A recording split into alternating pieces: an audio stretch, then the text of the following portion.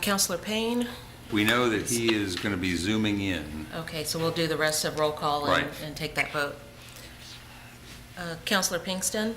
Here. Counselor Puryear? Here. Mayor Snook? Here? Vice Mayor Wade? Here. So the first item is Counselor Payne on the Zoom call? Looks like it. Yes, I am. Okay, so you are not here. Can you tell us where you are and why you are not here and whether you'd like to participate remotely? I'm in Vienna, Virginia on personal family travel and would like to participate virtually. Is there a motion to approve that? So moved. Second. Okay, I guess we'll actually cast a vote. Please cast your vote. Okay, congratulations, and hope you're having safe travels, and we'll welcome your participation during the meeting. Next, is there a motion to approve or amend the agenda? I move for approval of the agenda. Second. Okay, any discussion? Let's vote on that. And Councilor Payne, is that a yes? Yes. Okay, that passes 5-0. Normally, we would have a 3-section meeting here, but we're only going to have 2 sections tonight. First is a work session to hear and discuss presentations that do not require a council vote. Normally, we would then go into a closed meeting, but we don't have a closed meeting this evening. But we'll probably end the work session around 5:30 as usual. Then there'll be a city council business meeting, which will begin around 6:30, and for those following along on Zoom, there will be a different Zoom call at that point, although we do not have to, again, ask the question of whether Councilor Payne can participate remotely. Having done that once is enough. So, on today's 4 o'clock agenda, the first item, presentations concerning the budget, advocacy, and transit. Are you going to present this, Mr. City Manager, or just start somebody off? I'll just simply say that this is an ongoing process that we rolled out this year, is budget presentations being provided by the various departments and offices of the city organization. Tonight's group is advocacy and transit. Transit only because we shuffle things around a little bit, because we were trying to put them in group categories so that the conversation would follow, but that's okay. Our first speaker tonight is Garland Williams with Charlottesville Transit, followed by Todd Niemeyer, Human Rights, and then DCM Marshall will take on the Equity and Inclusion group with her team. Great, thank you. Mr. Williams. Good afternoon. Looking for the presentation to pop up. That ain't it. Well, while we're waiting on it, good afternoon, Mayor Snook, Vice Mayor Wade, members of council. Once again, Garland Williams, Director of Charlottesville Area Transit. I have the pleasure of presenting CAT to you, the overview. Mr. Dillon. Are we able to find the presentation? There we go. It. Perfect. Thank you, sir. So, there we go. Advance. All right. Charlottesville Area Transit Division, safe, reliable, accessible public and pupil transportation that connects people to opportunities, empowers equity, and combats climate change by reducing individual automobile usage. Our mission to enhance the quality of life and economic health of the city of Charlottesville and the urban ring of Albemarle County by providing reliable, safe, and affordable public transportation options and dependable pupil transportation services to the Charlottesville City school system. So my presentation tonight is divided into 2 sections. First, we'll go through transit, and then we will touch on pupil. So the first section, transit, gives you our org chart. The combined between transit and pupil is 134 total.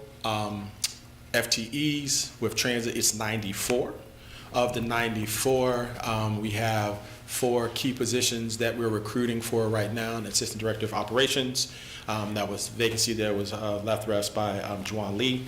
The marketing coordinator position, a senior project manager. We have a number of major construction projects that we're contemplating working through over the next 2 years, and an assistant director of maintenance and facility management. There are also, as you see, 90, of the 94, we have 59 approved operators and 8 relief operators. We're going to get a little more in detail about what our complement looks like on the next slide. So our operating snapshot for CAD is basically 11.9 was our budget for FY24. 12.1 was our number. We had a little bit more funding on the revenue side than we had operated, which is always a good thing. There was $2.2 million that were passed through to Jaunt that came through our 5307 allocation, which also included some money from ARP and CARES to them. We have money that came through our budget this year of $1.9 million for a microtransit project that we're working with Albemarle County. Once again, 94 authorized positions. As you can see, it's 59 full-time operators, 8 relief operators, 8 full-time transit technicians, which are our mechanics.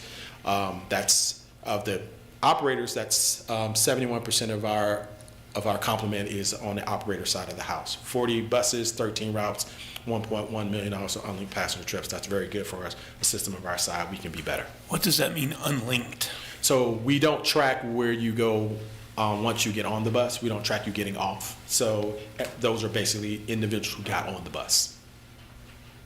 That's good. Revenue and expenditure numbers. So just give you because we have a high percentage of our revenue comes from the federal government and state. Just give you a snapshot of what that looks like. 38.8% of all of our money the last fiscal year, this fiscal year, comes from the feds.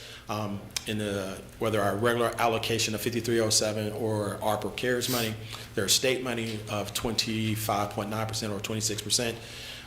Once the state and federal credits are applied to the city and the county, the city's portion is 23.6% and the county's portion is 10.8%.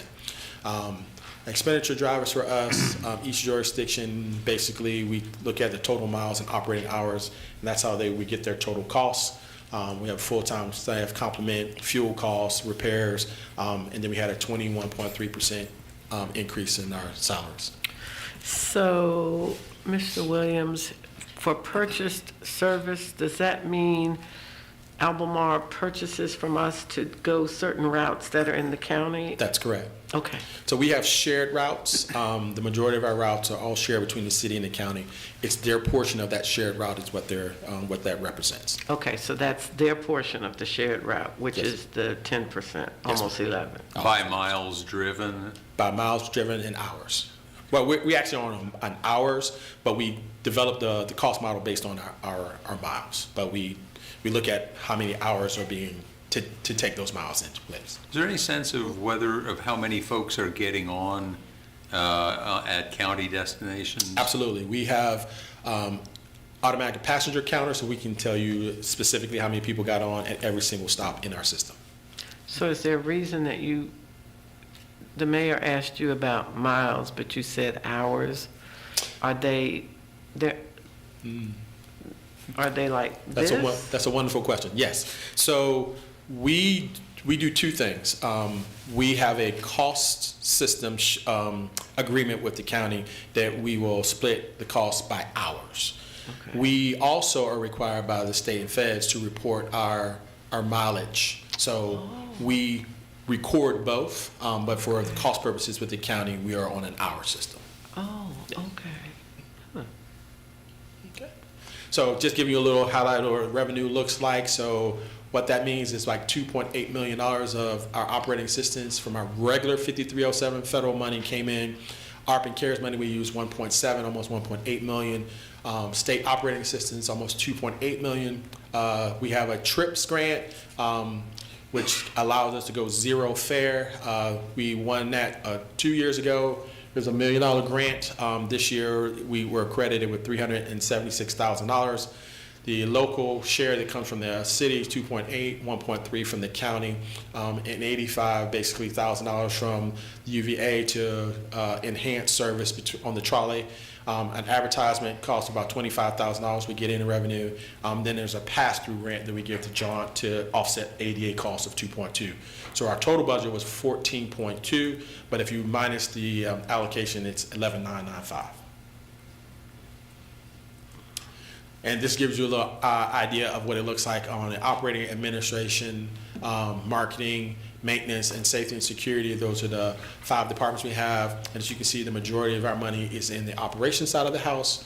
6.7 million. Administration is almost 4 million, but that also includes the $2.2 million that we sent over to John. And then there's the maintenance cost of $3 million, marketing $200,000. Then our safety and security operations, which is a requirement for FTA, is $253,000. So may I ask a question? Yes, ma'am. Oh, great. So, Go back. yes, could you go back one? Oh, Uh-oh. I'm trying. There we go. It was Okay. a little slow. Yeah, right there. So earlier you talked about the grant that you had gotten, well, not you, but we had received for the micro transit, whatever, in the county. How does that impact your expenditures, or does it not? Because it's in a separate little pile of money here. It's in a separate pile of money, so that's a great question. We are not, our agreement with the county, we work through and have done this through a consultant or a third-party group. So we bought it, we've hired VIA Transportation Group to do this. It's a turnkey model. We use them so it doesn't affect our normal operation costs. Okay, thanks.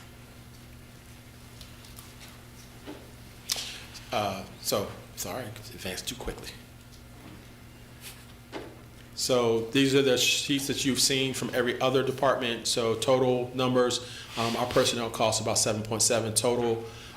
Others, our operating costs 3.7. Personnel other is our temporary line items, that's $400,000. Our fixed costs, and then our contractual, we have, grants and things that we have to get done as an organization. Budget drivers for us, a thing called a transit strategic plan we're working on right now. Thought it was pertinent to show you kind of what we have. There are things that we have to do, and this is one of them, a requirement from the state. So we are working through that model right now. You probably have seen, we've come back before, and we've asked for participation from the city, community that rides CAT, or individuals who want to ride CAT, and got some feedback from them. So we're going to talk about that. But this strategic plan basically sets how we're going to operate for the next 8 to 10 years. So this is a requirement, and as we were working through this, one of the things that we did is kind of outreach and some work sessions with the community. Things that they saw and the things that kept popping out in kind of the feedback from those is that we were unreliable, infrequent. Some things were safe, we were good. Things that they liked about us, though, they were our zero fare service. Transit services we provide to most key destinations, and we have a strong connection to the pedestrian and bike network allowed to access our vehicles, which is also a great thing. And the zero fare model, just want to highlight, we are going to continue to be zero fare through June 30th of 2026 based on the grant application. So what was also done as a part of our ongoing efforts to complete our TSP is that we did a survey. We had 523 survey recipients, and there's some things that kept popping out. More frequent service was one of the major things that popped out. That was the number one. Expanded coverage was number two. Expanded weekend service, expanded weekday service, better bus stop, shelter, amenities, all things that we're already working on, and you will see that as part of our FY25 budget. Reasons for riding the bus: to save money, to save better utilization of time, safe travels, people who don't have a car.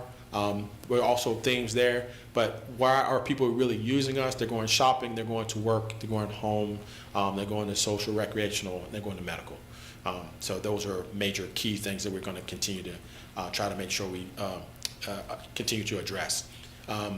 Why did people not use the service? One of the major things about is it takes too long or infrequent. So those are things that we want to work on. It doesn't go where I need, so that's a coverage thing that we need to potentially address, and we'll be working through that with our county partners. Some people just live too far from a bus stop, so that's also a coverage issue. We'll work through that also. So objectives for us, there are a few things that are key themes, and you've heard me say these before. Reliability is a major factor in transportation. Transportation works well when it is frequent and reliable.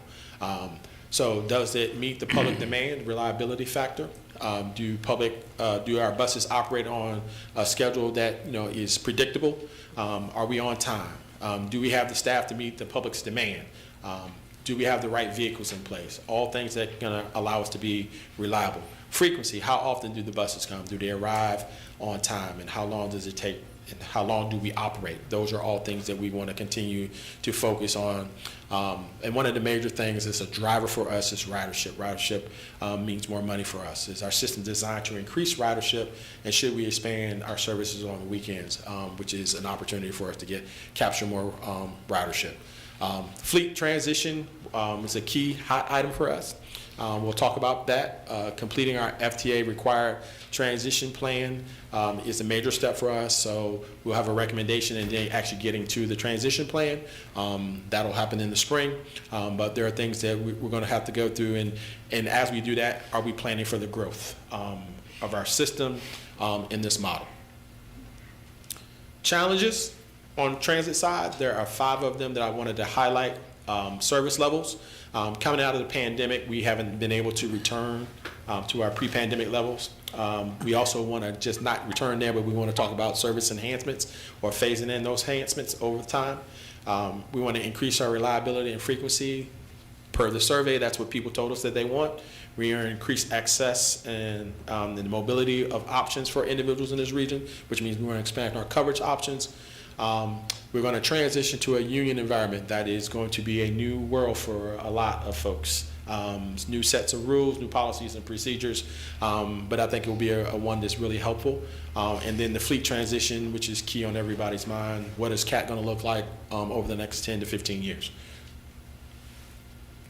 Success factors, funding the BEB. So we had an opportunity, even though we have not completed our study, we took an opportunity to put in a grant opportunity, and we won 2 battery electric buses, which is outside of the norm because they normally don't do that until you complete your study.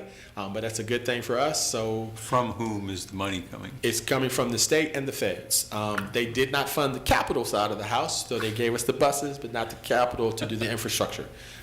So we'll work through that also. But remember, when we buy buses, it's a 2-year, it's usually about 18 to 24 months before we get the bus anyway. So it gives us time. We'll have the study complete in the spring, and then we'll be able to reapply for the infrastructure.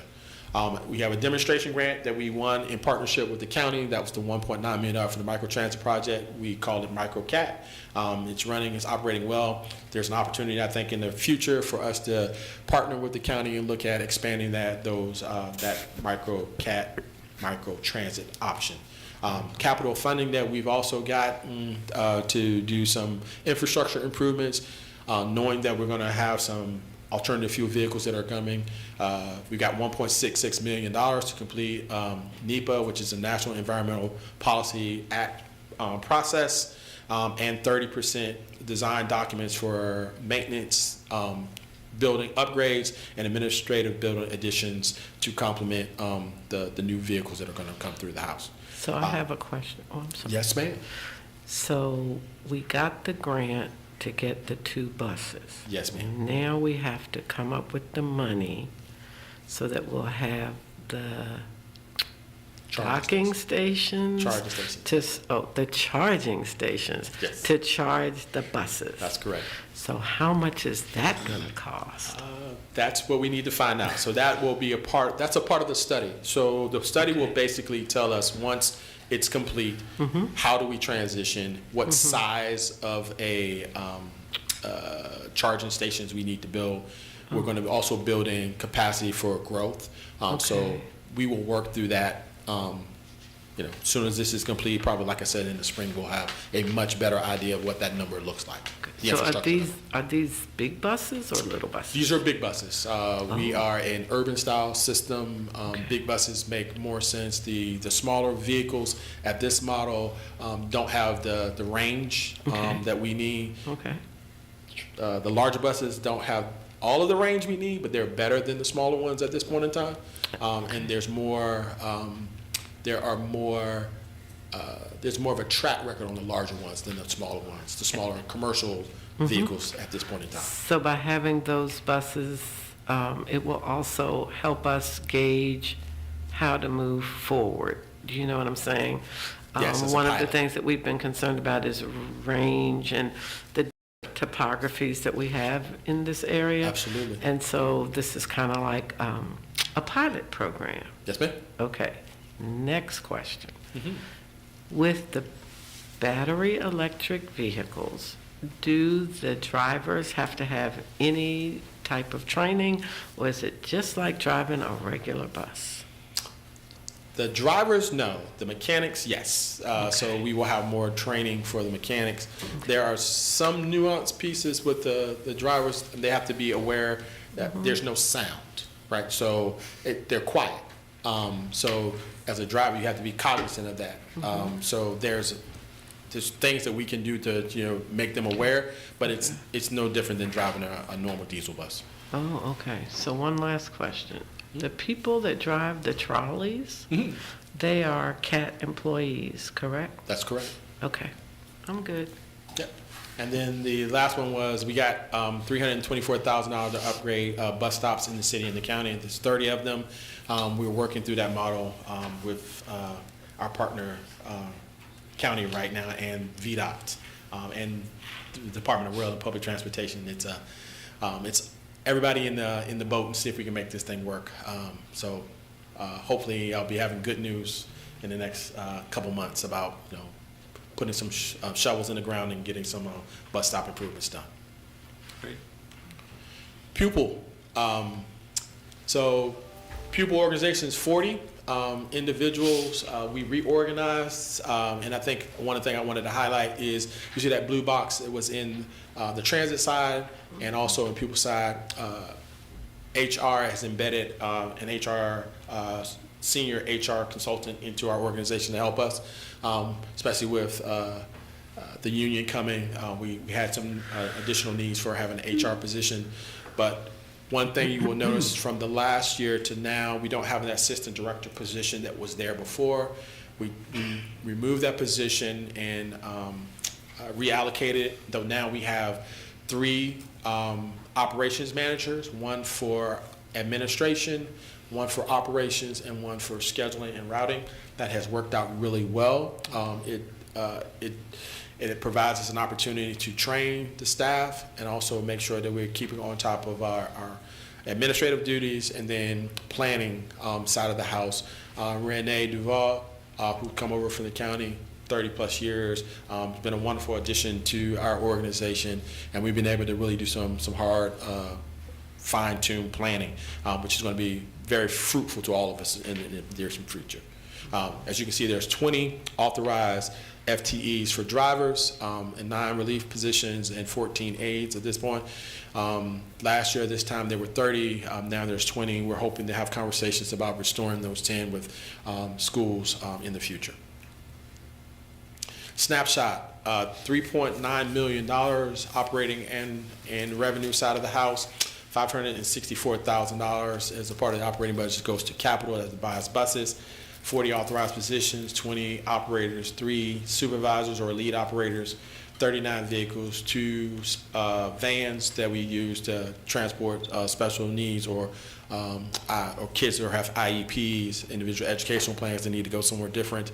And then we have right now 15 school routes which will increase at the start of the new because we are fairly close to having all 20 FTE driver positions filled, which is good news for all of us. And how does that compare to pre-COVID levels? So pre-COVID levels, we at one point in time, I think our highest number, I believe, was 21 or 22 operators.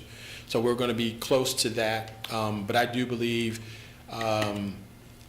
conditions are different. Our pay structure was different, so our model really requires us to have 30 as a bare minimum drivers. Optimal number is 40. That allows us to do some additional planning and also cut down on our dependence on individual third-party contractors to transport kids. So if we got up to 40, then we would basically almost be able to do everything in-house, which is a wonderful thing. So operationally, this is what the snapshot looks like. Administrative is $423,000. Operating side of the house, where all our money is, the operators are $3.1 million, and the maintenance side of the house $366,000 for a total of $3.9 million. As you can see, if you look at the total, the majority of it, almost $2 million, or 2.2 if you add down the other operating side of the house, personnel other.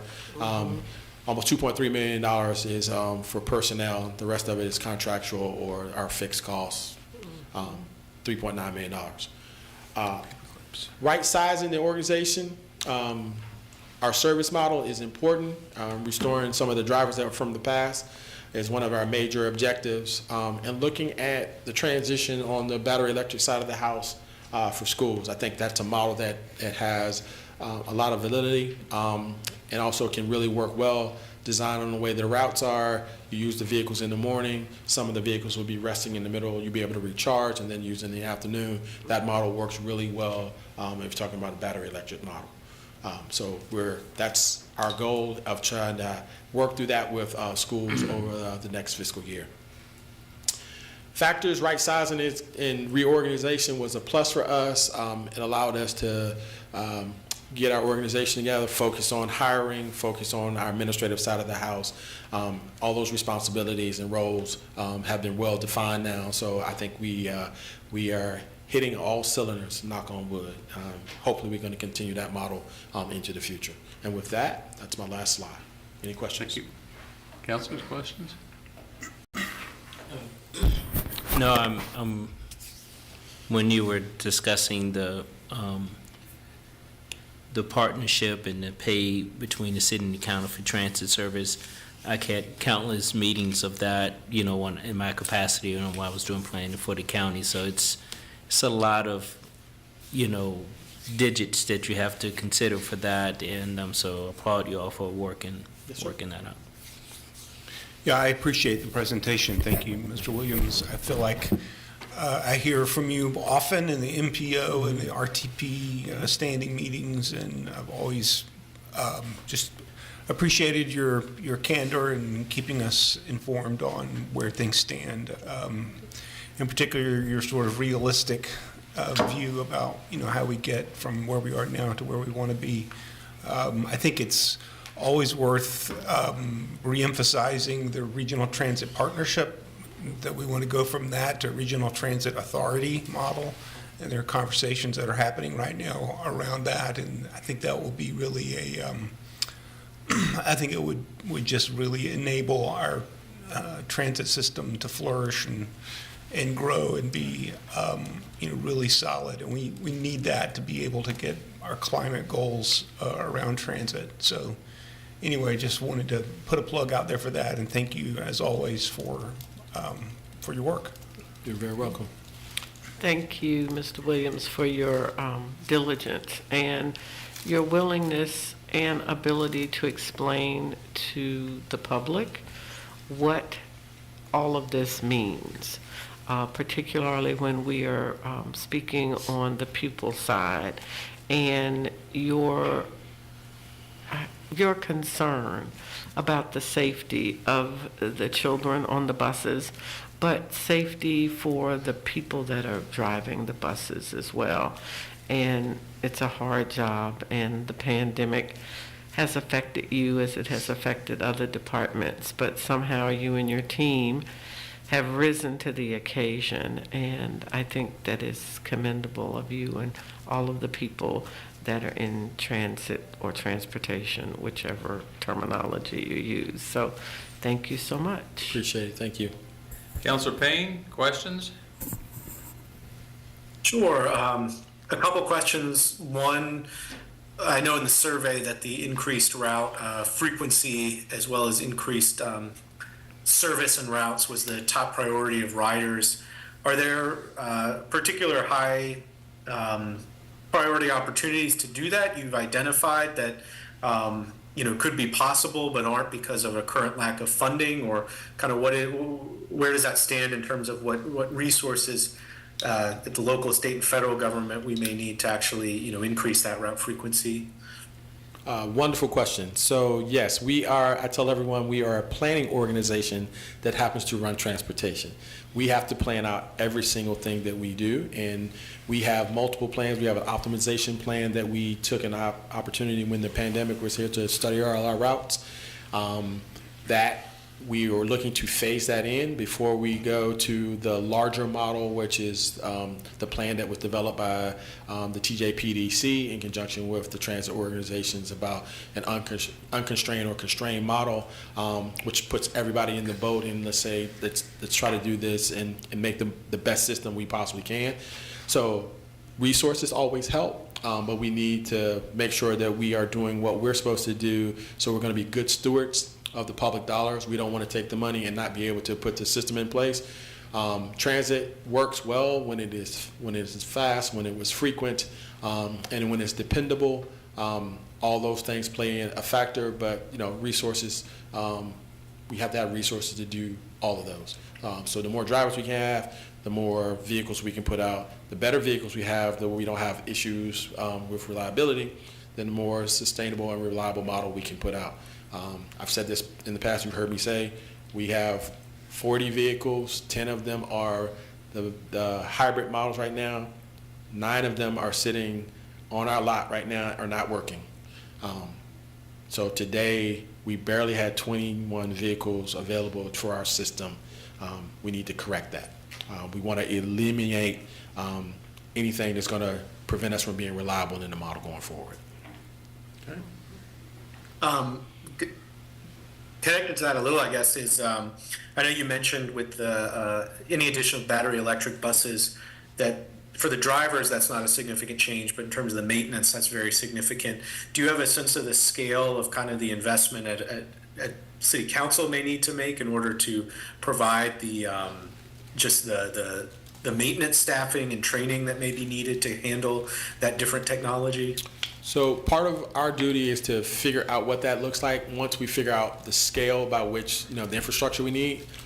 So there will be things as a part of the transition plan that we will identify with, tools or equipment that have to go. And once that comes in place, there will be training associated with those items.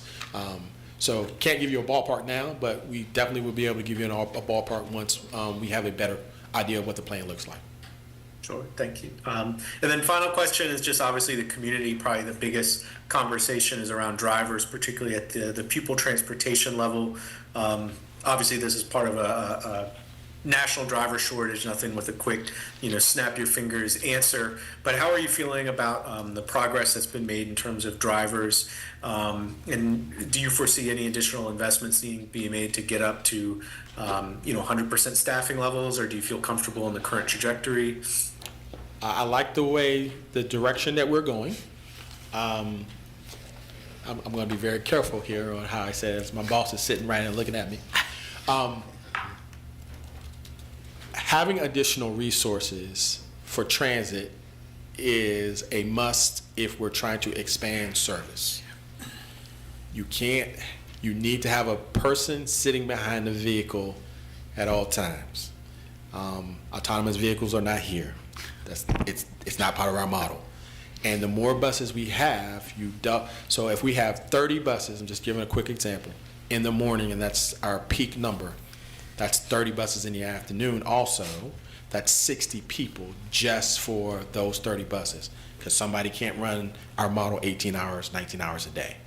So that's only for the 5 days. Now you also have to take into account the weekends, and you have to account for when people take off, when people get sick, and then when we have to pull people for random drug tests. There are all sorts of things, or require trainings. There are all sorts of things that we have to do. So our concern is about having the right number of drivers so we can facilitate all of these needs.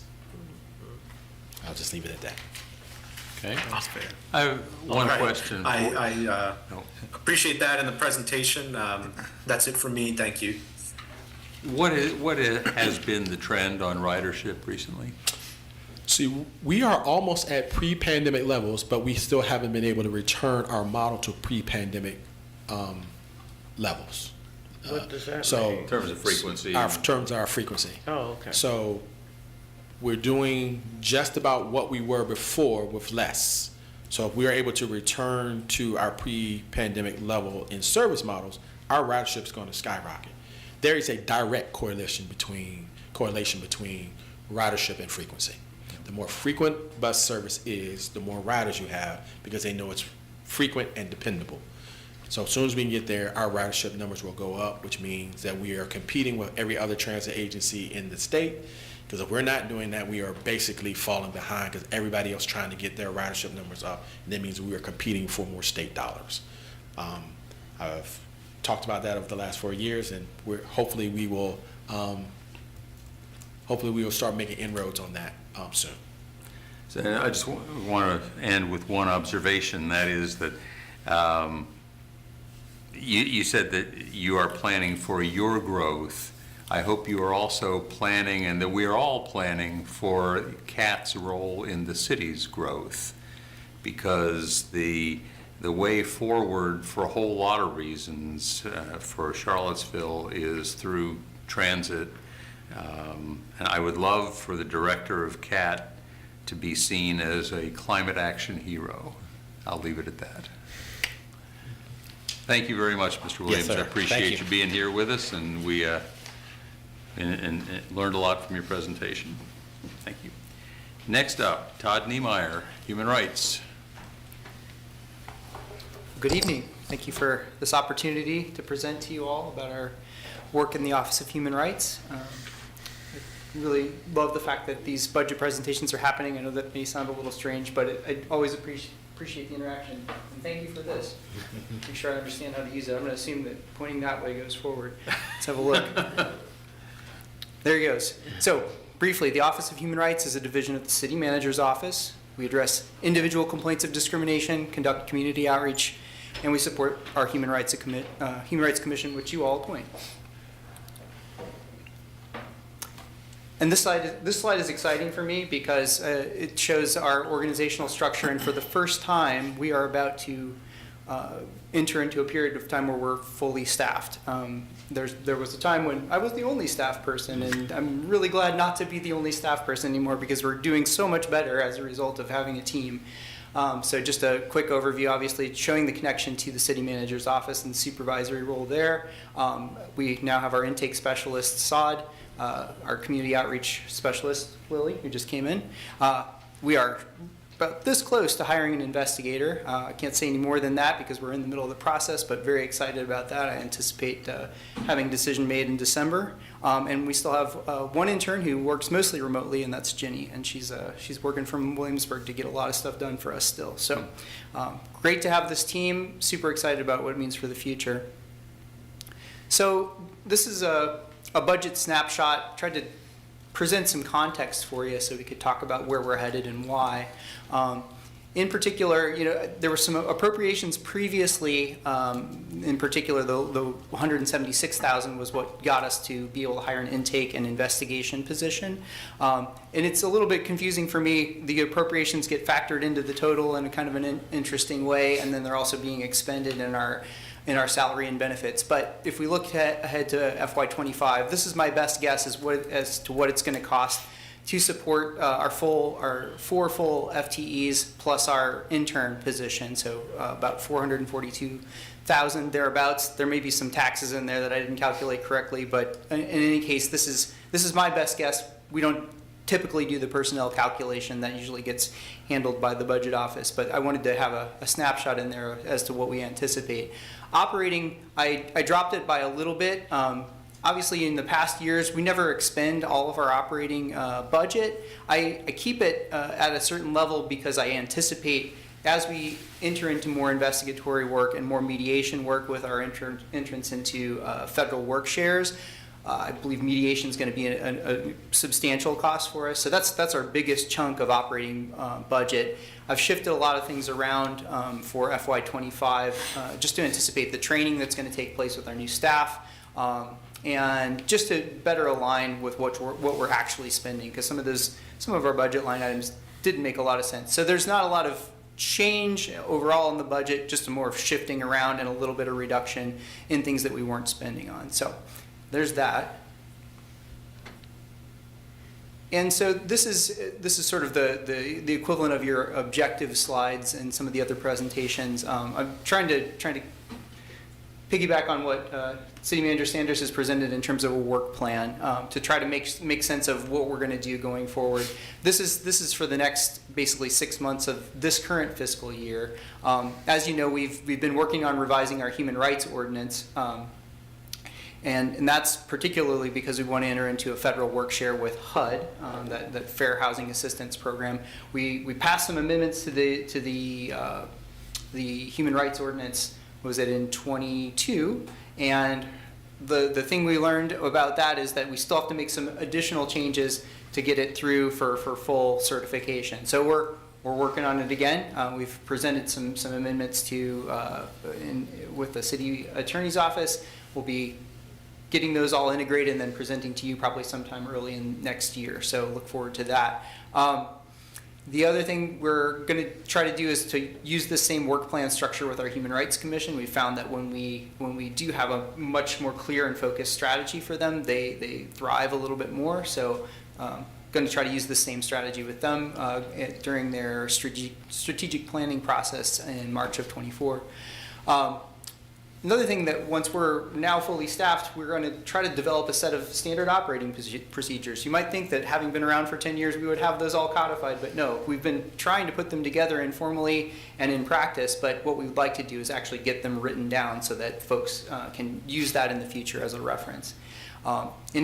And also, as we become fully staffed, we can shift more of our energy toward community outreach, because our community outreach specialist will no longer be helping us sort of fill in the blanks in terms of our intake and other work.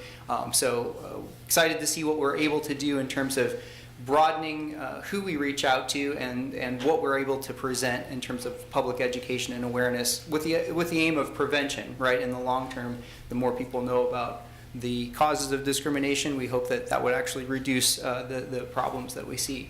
And in addition to that, we want to build our capacity overall in the office to address individual complaints of unlawful discrimination. So when we hire our investigator in training, we'll be taking them through a full complement of training in partnership, not only what we do in-house, but also in partnership with the EEOC and other agencies to get everybody up to speed. But we want to take our whole team through the same with the idea of creating a continuity of government in our office, because it's not good for any one person to hold sole knowledge about any one aspect of what we do, given that we're a small team.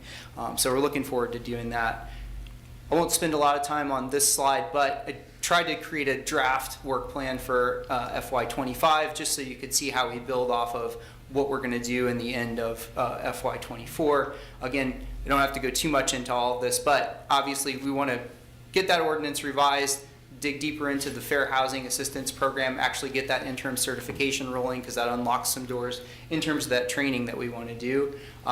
We want to get that work plan created with the commission and then execute it throughout the year. Looking forward to working with you all on that part, because obviously their primary role is to present recommendations to you. The legislative agenda is a prime example of that, and so we're looking forward to having a more focused work plan so we can present more things that you may find useful in your work. Again, developing the standards of standard operating procedures, we'll start that at the end of this fiscal year, but continue on and get that solidified, hopefully having a nice solid set of procedures through the next fiscal year. And again, just continuing to expand that community outreach, looking toward getting more specific about doing training classes and partnerships with other organizations. So again, to get that message out there, and again, continue to take advantage of the individual training opportunities that expand once we enter into the FAP work share. So those are our main goals for that year. Just wanted to give you a few measures. You could look at this as also sort of factors of success, I suppose. Just to let you know, we don't have a target. We're never looking to receive a certain number of complaints. Ideally, those numbers would be 0 in a perfect world, but what we're trying to do is make sure we're addressing things as they come in. This is just a comparison from our calendar year 2022. As you might recall, we usually report on the calendar year rather than the fiscal year in terms of our numbers. That's just how we collect data. What we did add for calendar year 23 was an individual served. I think it was a request from Mayor Snook. Can we identify how many unique individuals we served? And so far to date, that's 257 in 2023. But generally speaking, you can see the numbers, how they compare over the 2 years. We're probably down a little bit in terms of overall incoming contacts. I think that's largely due to reducing the amount of sort of extra navigation and advocacy work. We've been really trying to focus in on handling complaints rather than some of the things. We get a lot of requests for other services. I can thank our intake worker, Saad Khalifa, for really intercepting a lot of those and getting those redirected to other agencies. So that's good work that's happening there in the office.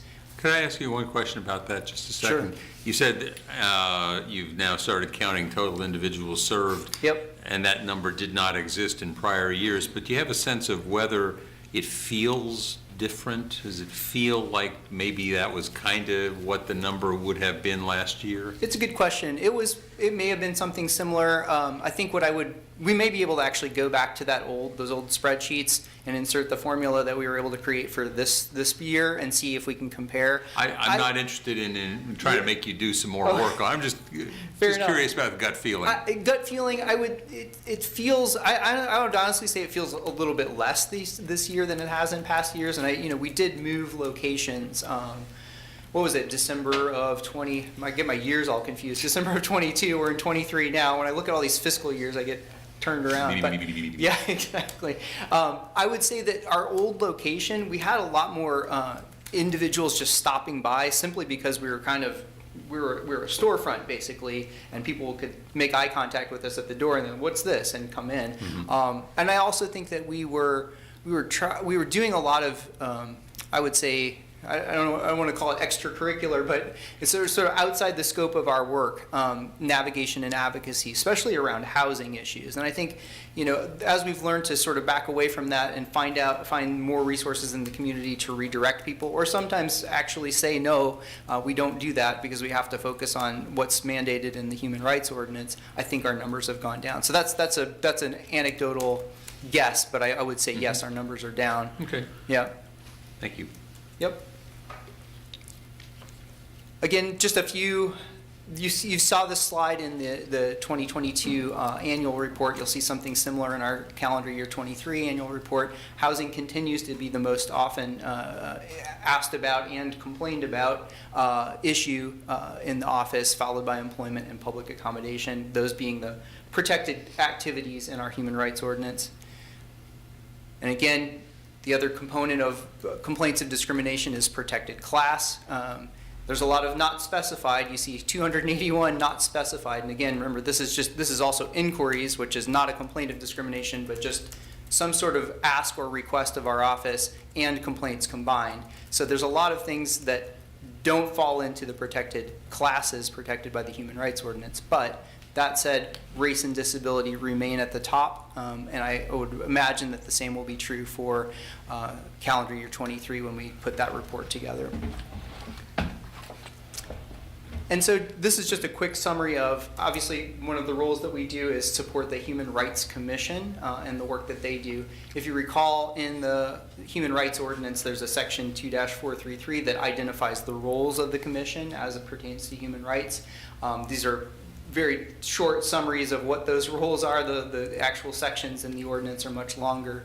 But this is just a comparison of the actions that commission has taken in the last 2 calendar years, and obviously calendar year to date for 23, just to give you a sense of the things that they're trying to do. I would say the zeros in individual assistance are worth pointing out in the sense that the role in individual complaint assistance really is as an appellate body. If we issue a a finding of no reasonable cause, the complainant can appeal. I think in the history of the commission, we've had one. And their other role is a public hearing body. If there's a finding of reasonable cause and we can't resolve through mediation or some sort of other conciliatory means, the commission can vote to hold a public hearing. They've never done one. Nothing's ever gotten to that level. Most of our cases settle in mediation. So just a good thing to keep in mind as you look at those numbers. The other piece, the other 0 in 23 is on the federal work shares. Again, that relies on me getting the ordinance amended, presenting them something that they can vote on to adopt for recommendation to you all. Anticipate seeing something like that happen early next year. So just a little bit of summary of challenges and opportunities, some of which you can see addressed in our work plans for the coming years. But again, we want to be better at processing complaints and investigating and issuing findings. And I think what we're able to do with hiring a full team is going to be, I'm looking forward to it. I'm really excited to see how our efficiency and our sort of, for lack of a better word, our client service improves. So access to in-depth fair housing investigation training. We've been doing investigation into fair housing and mediation around that, but getting the actual formal training to do that has been difficult. We actually used many of the similar techniques that we've learned through employment investigation to do that, but it's only accessible, this formal training, through that FAP work share with HUD. So really looking forward to getting this pushed through so we can get that in-depth training. Additionally, continuing that community outreach to expand to other populations that we haven't touched before, and focusing a lot more on education and awareness. If you recall, we divide our outreach into service provision outreach, and so that's talking about the services that the office provides through tabling events, things like that. We also do collaboration and leadership, where we sit on different committees to advise and provide some thought leadership. But what we've not been able to do as much, and I hope we can do much more in the coming years, is this education and awareness, where we actually deliver comprehensive programs around either the protected activities or protected classes to different groups. So I'm looking forward to doing that and partnering with other organizations to do that. And again, trying to get those SOPs done, so codifying our existing practices so that we have a manual basically going forward. I think that we're going to get there. We already have a lot of draft pages for that, but I'm really looking forward to getting that solidified for the coming year. So that's all I have. If you have any additional questions, happy to answer them. Questions, council? Yeah, I have, thank you very much. It was very informative. I'm glad we have this department. And this may be for you or maybe for Sam, but how do you anticipate your role, this department, interacting with the collective bargaining process? I know we're still working through that, but Sure. I know there's probably going to be a grievance process, but if they don't feel happy with it, workers, do they go through this department? I'm just curious. No. Okay. There wouldn't be a role unless we were really in trouble, that they would have to go outside. The way the grievance process would work is that would rest with me, the same as it does our internal grievance process. I don't think there's anything that I could anticipate at this moment that would get us there. So more than likely, you would know well in advance if we were to be arriving at something like that. Okay, thank you. My other question is, Todd, it sounds like, this is one of those departments just kind of in its infancy and just like getting its, finding its culture, finding its way. What do you think that you need now to be to be running on all cylinders? Is it something that you need, that you don't have, that maybe we can help with or the public can help with? Well, thanks for asking that question. I would say that we're well positioned to run on all cylinders for the first time. I think that's the most exciting thing. I think the fact that Deputy City Manager Marshall was able to get that ARPA dollars appropriated for the intake and investigation positions those were things that my predecessor, Charlene Green, was shooting for a long, long time. And to finally get to that point is really, really exciting. So the fact that we have money budgeted to hire that staff, we have enough in our operating budget to train staff, and then once we get into that federal work share, that's going to really open some doors for us in terms of our potential. So I have no asks per se, other than, if the operating budget and the personnel budget look good to you all, by all means, let's proceed and let's see where we can go with that. Did you say you have no ask? Get that around. Oh, look, I just look how everyone smiles up here. All right, Todd gets 5 stars. Ask me next year. I will. Well, things change. Yeah. So right now, you're moving forward. Things could continue to move forward at a cost next year. Yeah. Todd, just want to thank you for all the good work that you and your staff do. I know that you're really on the front line of helping us engage our community with people that really are the most in need, so thank you for that. Thank you. And your staff, yeah. Appreciate it. Counselor Payne, any questions? No, thank you. I don't have any additional questions right now. Okay. And I don't either. I've been interested to see sort of conceptually how the Human Rights Commission and the PCOB, and there are a number of other efforts at work here to try to address some of these issues, and some of them are probably about to be further addressed by our Deputy City Manager. But it's good to see you all kind of maturing as an organization. Well, we appreciate the interest too. I think this is, it was mentioned, Kina, as we were walking in, the fact that, the opportunity to engage with council is crucial. And I think that anytime you want to engage with the commission is a welcome invitation, because they're always looking for guidance. They want to know what you would like from them. So, feel free to reach out. That's something we're always ready to talk about. So, Thank you. thank you. Okay. And the clicker? You need the clicker. do. There's only one. I know there is only one. Thanks. Thank you. Deputy City Manager Ashley Marshall. Yes, sir. Mayor, Vice Mayor, Council, City Manager, and members of the public, thank you all so much for the opportunity to talk about the Office of Equity and Inclusion. And thank you so much to our friends and office mates at the Office of Human Rights. So first, I want to make sure that we acknowledge that the Monacan people are the indigenous custodians of the land that we are currently standing on, and that we pay our respect to their elders, past, present, and emerging. This land acknowledgement is also located on our city website, along with a link to the Monacan Indian Nation's website, so that individuals who visit our page can learn more about the indigenous persons whose land we get to right now work, live, and play on. So the Office of Equity and Inclusion is currently home to 3 distinct programs that foster equity, inclusion, and diversity within our community. Accessible Charlottesville, which houses our ADA coordinator and Title II functions. The Charlottesville Downtown Job Center, which provides workforce training, connections, and financial opportunities to those who want to work within the city limits. And our Home to Hope program, which is an ICMA award-winning program that provides individuals who are joining our community after incarceration to receive the support that they need, not just to survive, but to thrive. Each of these programs provides action to equity by way of ensuring access to city facilities and programs, access to quality employment and financial opportunity in the city limits, and access to support and new starts for those who have exited incarceration.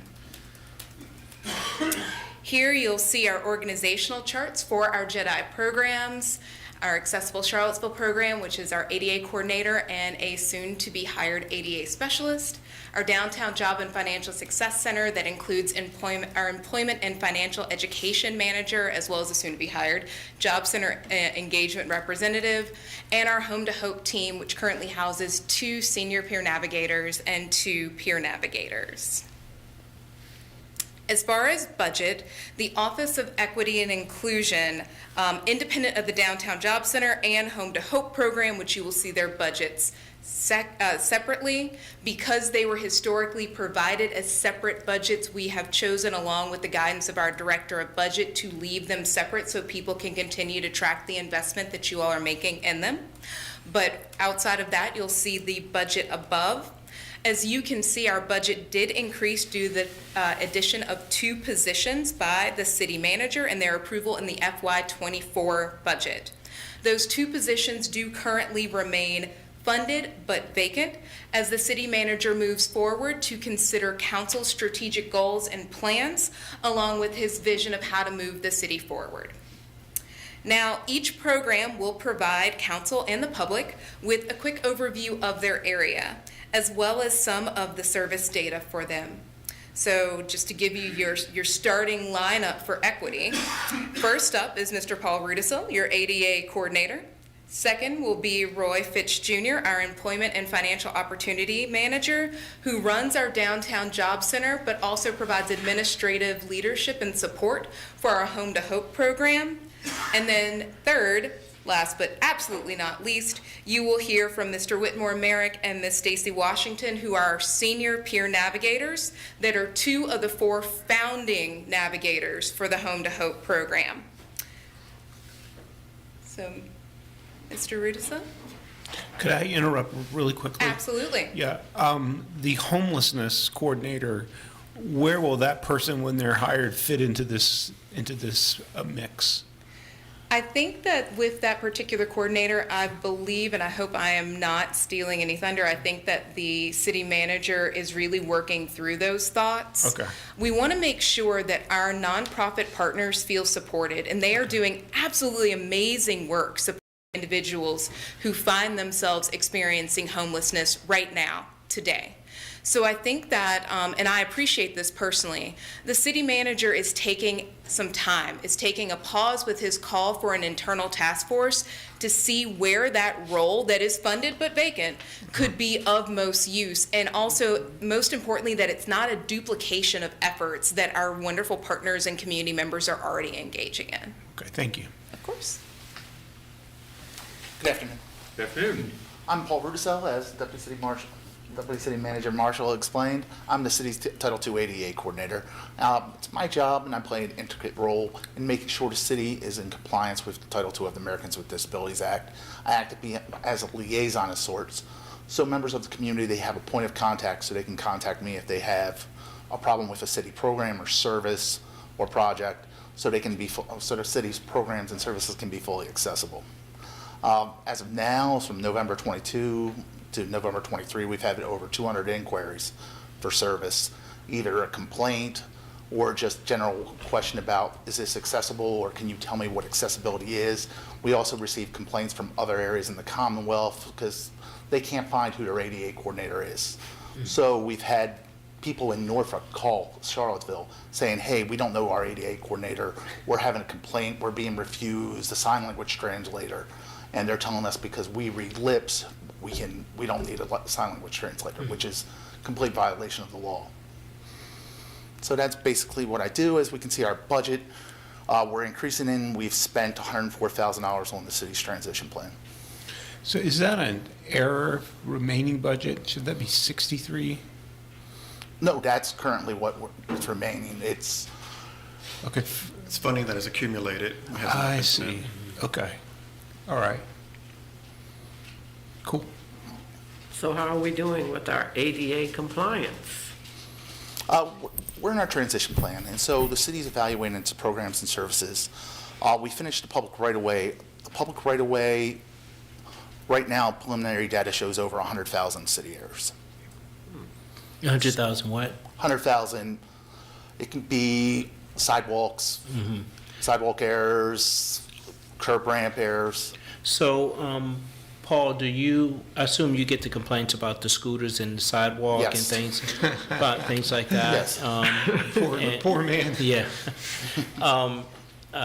Do you review development plans, or is that in James planners do that, to make sure that the curb cuts and things like that, or is that's kind of already embedded in those plans? So- I review them as well. Okay. So I saw, sorry. Yes. Sorry, just real quick. One, I appreciate the acknowledgement of right-of-way issues, and I'll just say, I think myself, ready to support anything that will help accelerate solutions to that. I'll leave it at that. Would an accurate understanding of that $600,000 number be, there's basically $600,000 of money for infrastructure related to ADA that for project management or whatever reasons just can't be spent? It will be spent and can be spent. It just, over the years, it accumulated, and I can't speak, I've only been with the city for 2 years. I can't speak to why that money wasn't spent on prior plans. We had a transition plan in 2013, and no one acted on it. I can't speak to that, and I don't think anybody in the city here can really speak to it. But what I can share for you, Councilmember Payne, is that when City Manager Sanders was still Deputy City Manager Sanders, he worked very hard to make sure that that particular fund in the capital improvement plan became under the control of your ADA coordinator. In the past, it was not. So if there needed perhaps to be some sort of an edit working alongside Public Works, maybe they needed to hire out a contractor, that's something where your ADA coordinator previously could not have done an RFP himself and process that. At this particular point, he can, and at some point he will.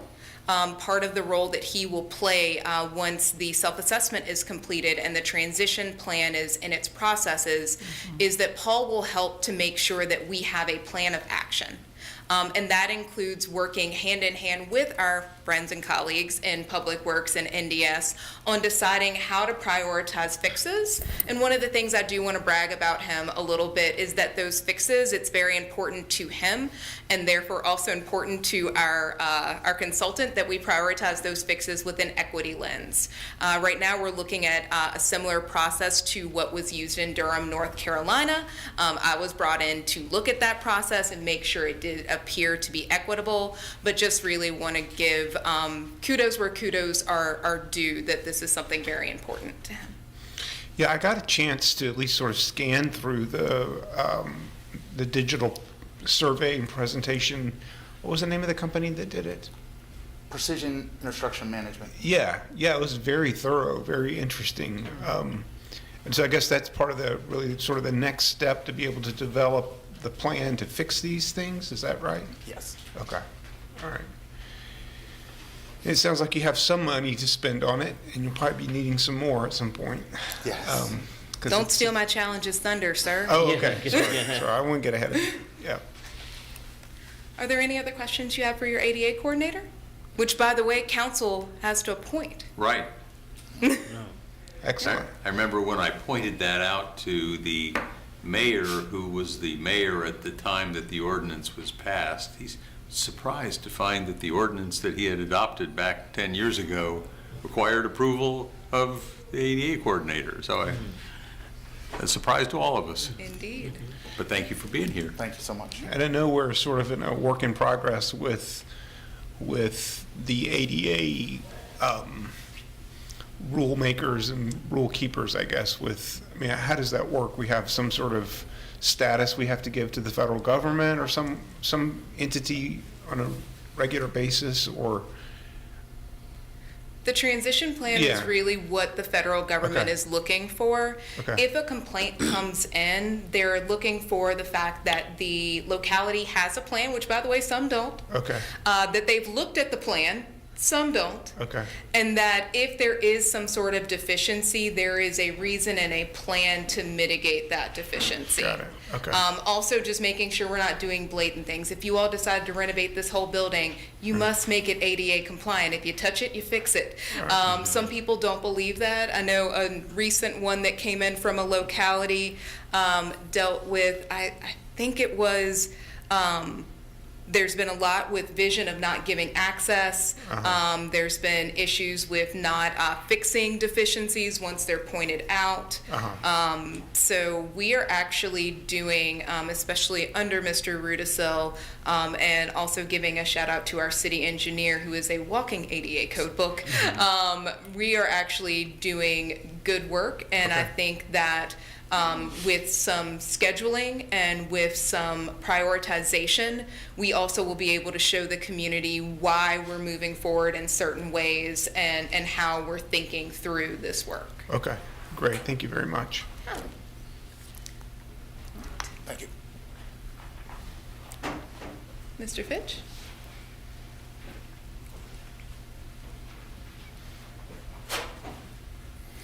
Good afternoon. I'm Roy Fitch. I'm the Employment and Financial Opportunity Manager with the city's Downtown Job Center. I listed out some of the services that we provide. Some of the services are resume creation and editing, resume building and advisement, specific job searches, dedicated client computer stations are located at the center itself.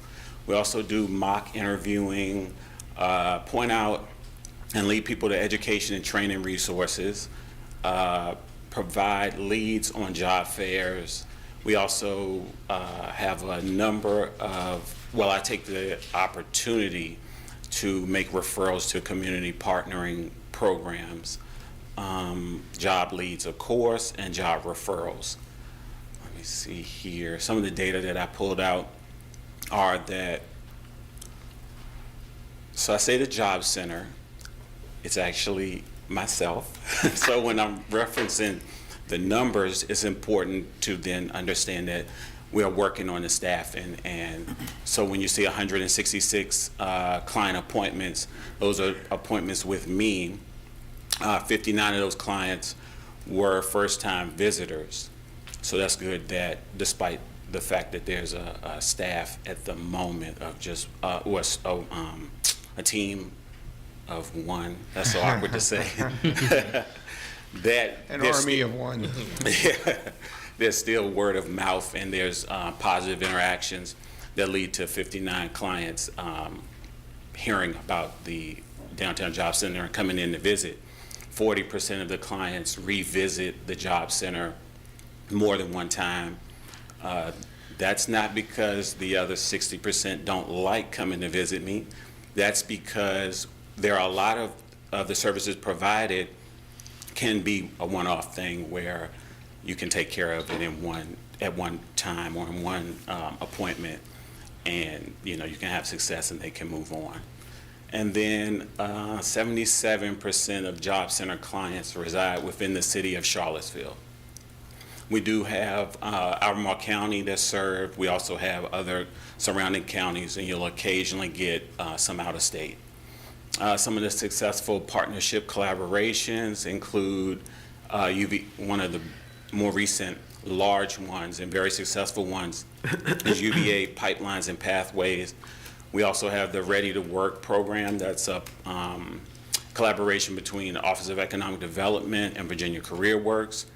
We also work directly with Virginia Career Works. I'll go backwards. It's important to know that we still have a really good working relationship with the Office of Economic Development. That's a department that the Job Center was previously housed underneath Network to Work, PVCC. They had a career center up until, I think, spring, and that has since went away.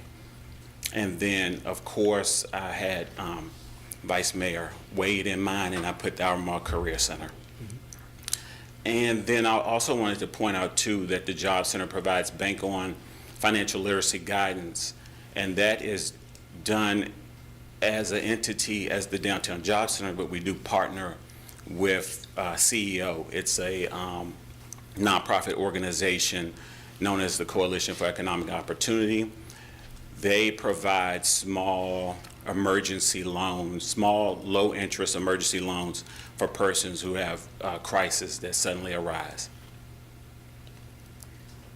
Do we have any questions for the Downtown Job Center? Yeah, this is really interesting. So if I maybe had a young adult living in my house who might need some help on how to do this sort of thing. Would they qualify for this, or is it, I mean, how does? Absolutely, and that's something that's actually been fun to delve into and take on more recently. I've been reaching out to there's been some partnerships like maybe parents with MACA Head Start or maybe the City of Charlottesville Public School System, but then there's been some newer partnerships as well that I've been working on. For example, the STARS program for troubled teens, and then also more recently the private school that's right here downtown. The Renaissance School? Yes. I went and spoke to those students, and they've actually been sending some persons my way as well. So trying to branch out and help. So help the teens, help the youth and teens that are potentially going to go into the workforce. And so like the GO programs, Go Cook and all that, is that part of the OED? Yes, that is correct. And that's important to know too, because the Job Center began at one point, the Job Center was a staff of a manager, 2 coordinators, a client engagement specialist, and an intern. And the GO programs that were ran by the Office of Economic Development, that largely drove some of the successes that the Job Center had as far as workforce development is concerned. So it's good to have the partnerships that are listed here to continue to meet some of those needs. Got it, thank you. Mm-hmm. Yep, I just want to add, I think you understand the collaboration that we all do, and we help each other out. I was away last couple of days, and I know you responded to some emails that came to us, so thank you so much, brother. So, yeah, I appreciate your work. So, thank you. No questions, thank you. Counselor Payne, any questions? No. Well, the only comment that I wanted to make is that I know that we have a number of different programs that are kind of pointed in the direction of trying to get people jobs and economic opportunity. And we have just embarked on the purchase of K-Tech, and that strikes me as an opportunity yet again to try to figure out a comprehensive strategy, a comprehensive sort of ecosystem for dealing with all kinds of people who need help getting an economic jump start. I'm glad that you all are doing well in your share of things, and hopefully that same competence can be multiplied. Yeah, that's a really good point. Thank you so much. Thank you. thank you. Mr. Merrick and Ms. Washington?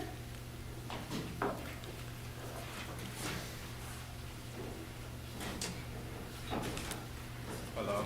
Hi. Hello. Wait on my partner here.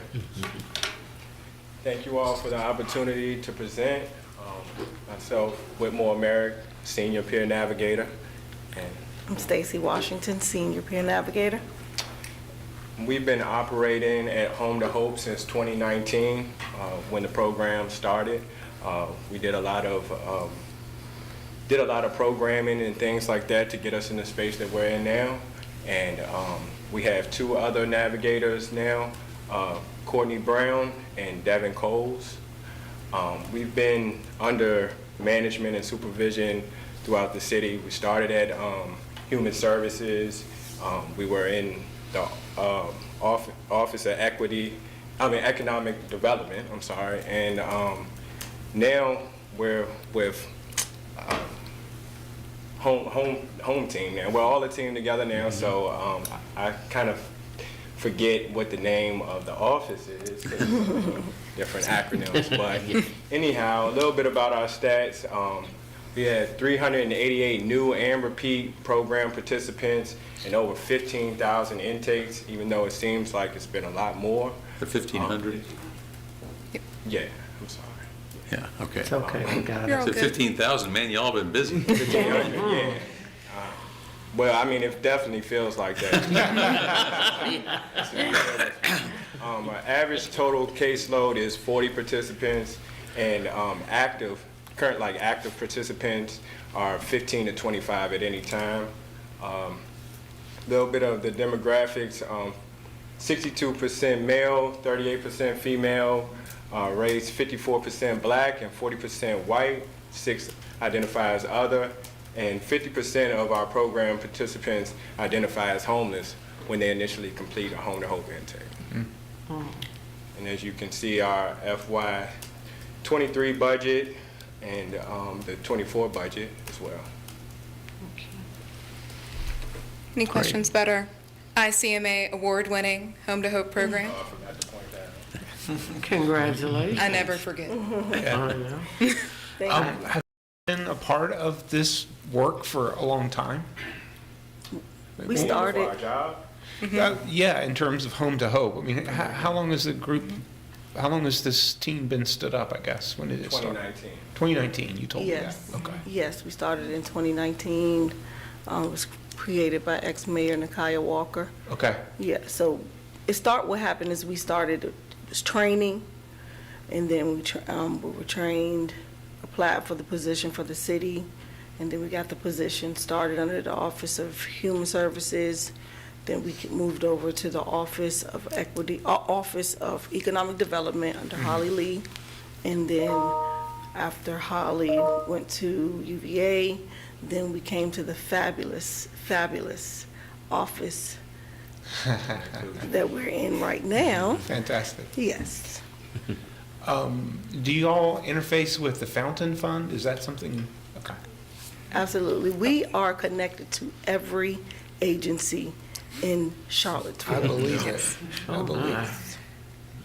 And that was my fault for not forwarding, but you can see some of their partnerships on the slide. This group is impressive.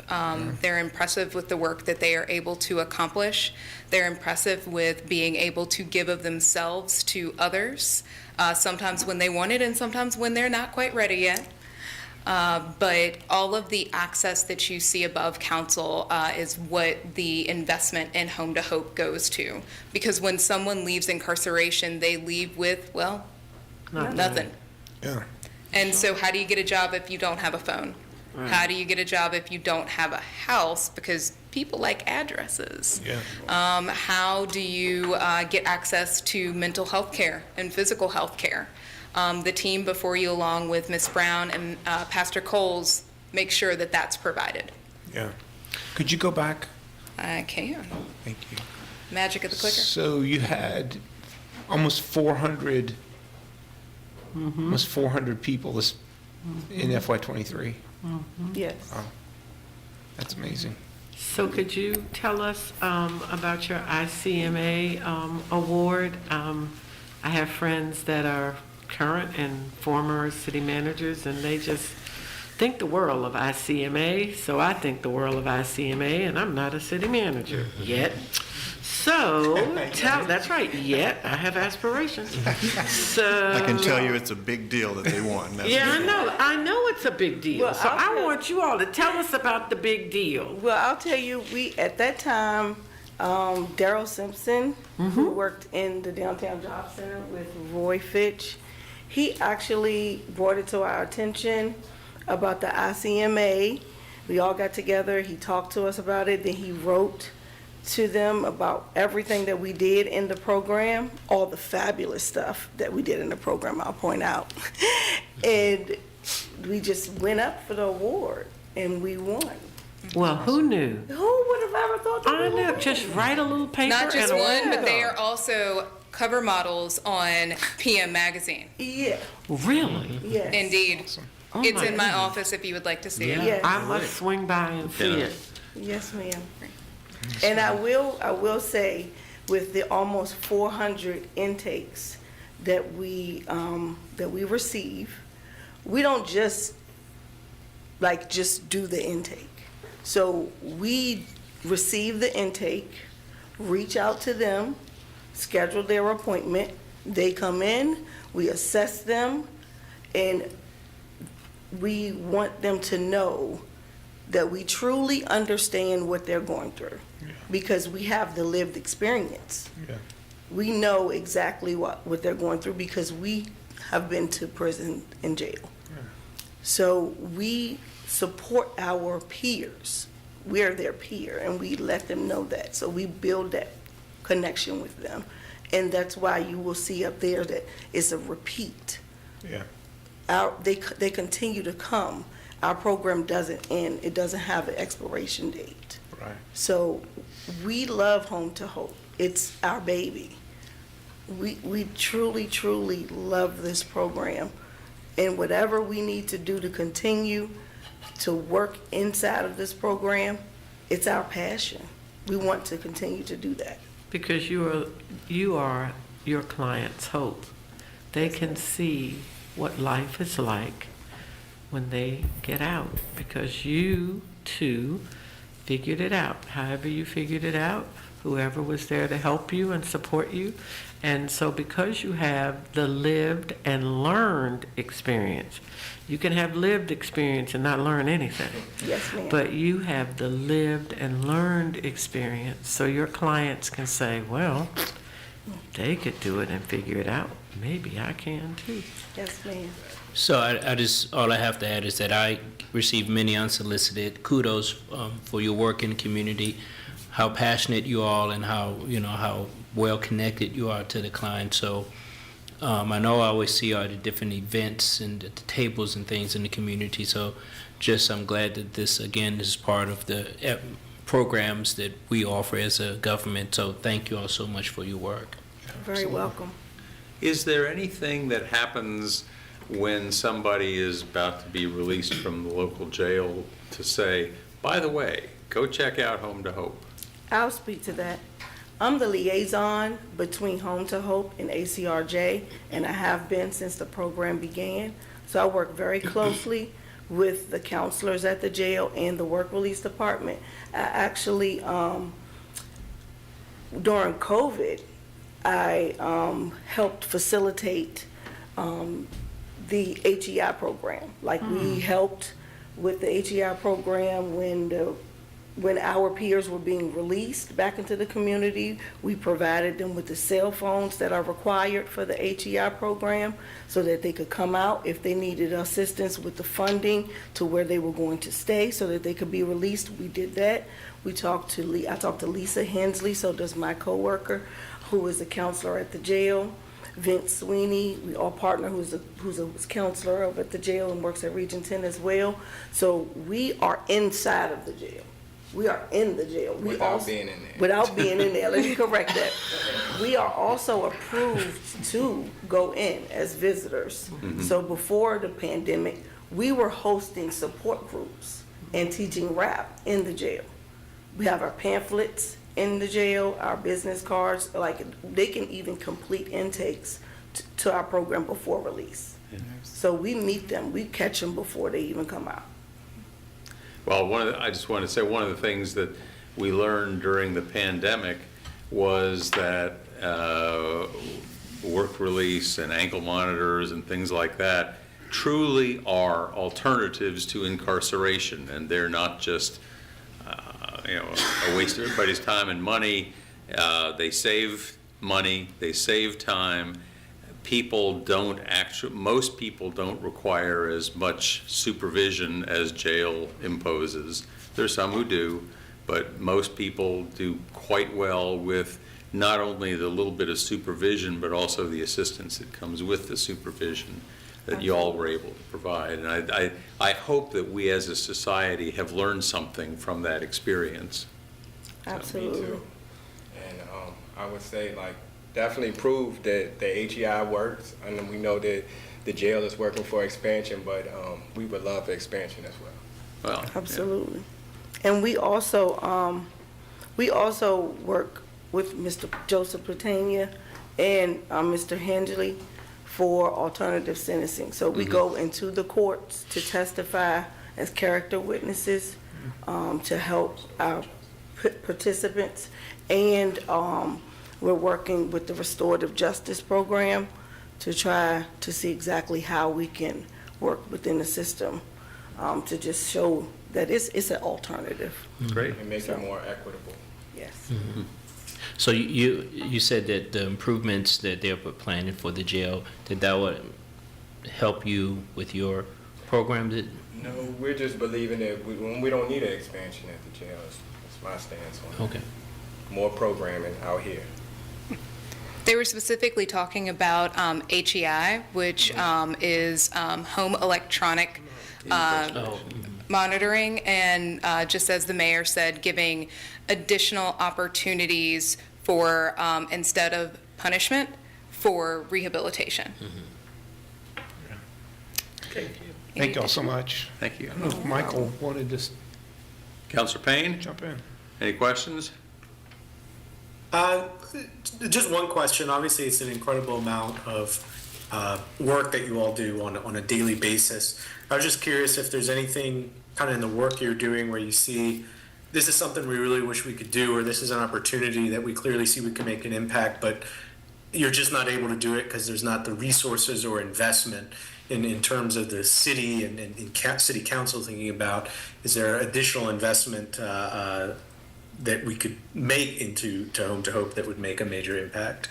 I would say like more programming, like professional development and things like that we went through. Just, small things that we can do, like starting businesses, opportunities like that, to create more income. And, a lot of we're a city program, but a lot of our participants are in the county, so it's very hard to house. We can't house in the county, so it's just sometimes a barrier for us. And I know City Manager Saunders is really working on something to help with the housing crisis that's going on. But a lot of our participants are struggling with finding housing and struggling with homelessness. So we do want to try to work and try to get our participants housing, more housing opportunities. It's when they come out. I'm sorry. Oh, sorry, go ahead. Mr. Payne, you want to go? Oh, go ahead. So if we had more housing opportunities inside of our program, more funding to assist with that, then that would have helped us a lot. I made contacts. Whitmore knows I go out and I find private landlords. I make connections with them. I'm connected with several private landlords in the area, and I bring them down to the office and introduce them to everyone. But the funding is just not there when it's time for them to make the application and different stuff like that. So, and it's not even the employment, because we've made connections with employers in the area, like the Kempton, Home 2 Suites. We had a continued partnership with Panera Bread. We can get our participants employed, and hey, my boss runs the Downtown Job Center. So we can do that. It's just when it's time to get that funding for housing, we're kind of limited. So that would help us a lot also. Instead of having. And when you run into that housing issue, I'm just curious, is the biggest thing you confront that people aren't able to get a voucher, or if they have a voucher, they can't find a landlord who will accept it? Or is it that, maybe they don't need a voucher, but the rents in the private market are, just far too expensive? Like, what are you seeing in terms of the lack of funding? What, like, the specific housing issues are? All the All of that. Yeah. Affordability. Yes. Sure. Yes. Everything that you just said. Great. Any other questions? Thank you. All right. Yeah, really Well, appreciate y'all's work. Thank you so much. Thank you so much. If not, I will speed through the end because I know my boss is next and peel an eyeball.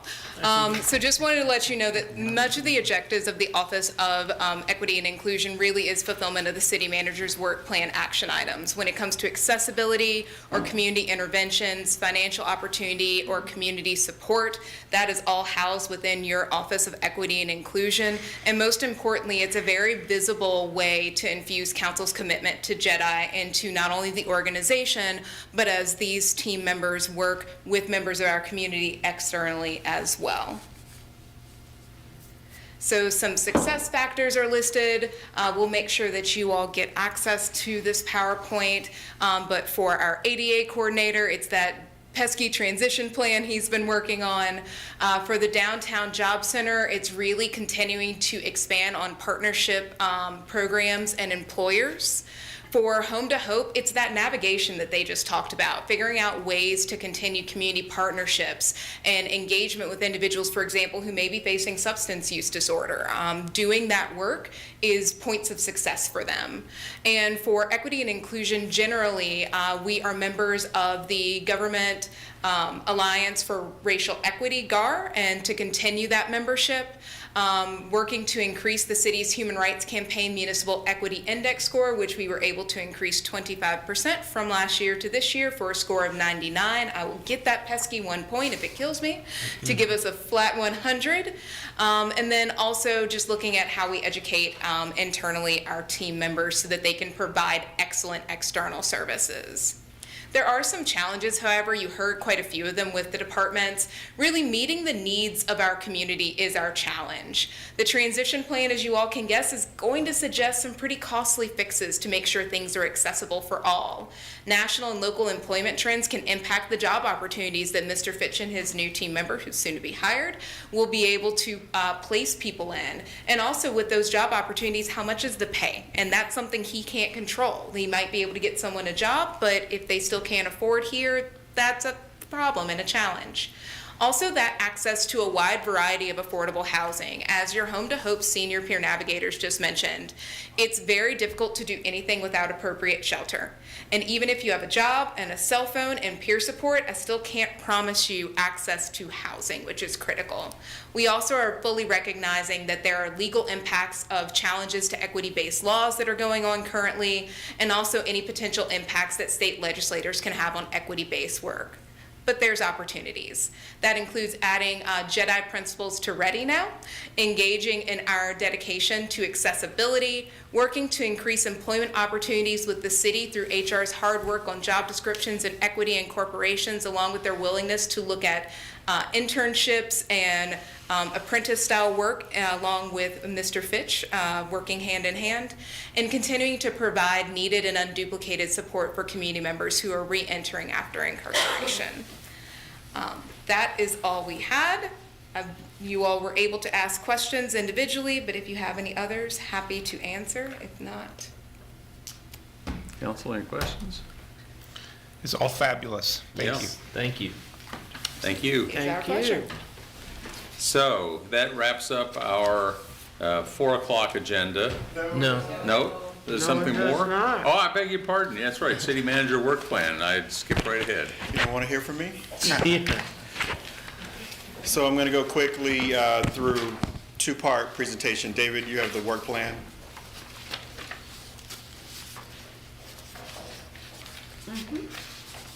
The first part of the presentation this evening is just to bring back this document that I shared with you last month in getting into that rhythm of me coming before council and the public and basically giving an update as to what it is that I'm working on.